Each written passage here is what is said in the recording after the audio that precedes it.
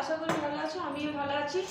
আজকে কিন্তু আমি সকাল থেকে একদম সময় পাইনি, কেন আজকে আমার মেয়ের পরীক্ষা আছে, যার জন্য আমাকে অনেক জলদি জলদি রান্না করতে হয়েছিল।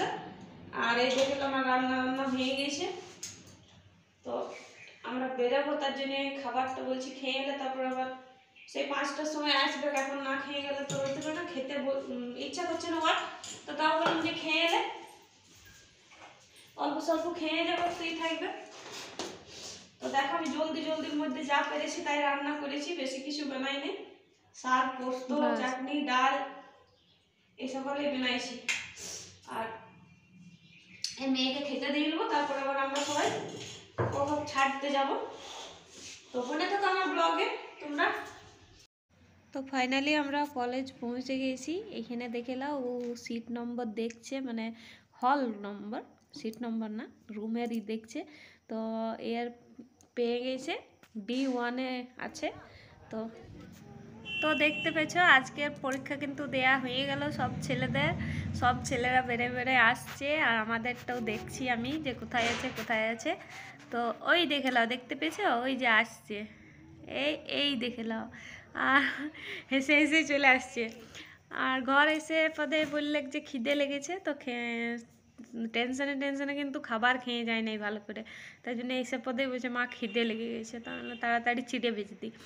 দেখতে পেয়েছো আমি চিড়ে ভেজে দিছি আর চা বানাই দিছি সাথে।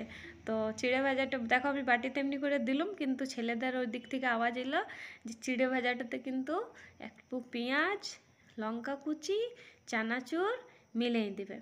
তো এই দেখলাম আমি চানাচুর, লঙ্কা কুচি, পেঁয়াজ সব দেখো মিলাছি। হ্যাঁ, আর লাল চা বানাইছি বন্ধুরা, দুধ ছিল না ঘরে, তো আনতে যাবার ইয়েতে বললাম আচ্ছা লাল চাই খা সবাই, নিয়ে দেখো লাল চা বানাইছি, চিড়ে ভাজা।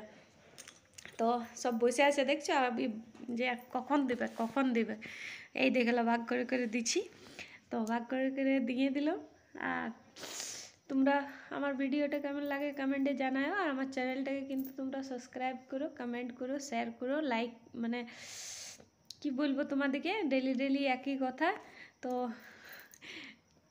আজকে আমি এইখানেই শেষ করছি, আর কালকে আবার আমি নতুন ব্লগে আসছি। আর দেখো আমি কতগুলো চিড়ে ভাজা নিয়েছি একাই, সবাই বলবে যে আমি কত খাই। এখন দেখো আমি দেখাচ্ছি যে এতগুলো, তখন বড় মেয়েটা বলছে আমাকে দাও মা, তখন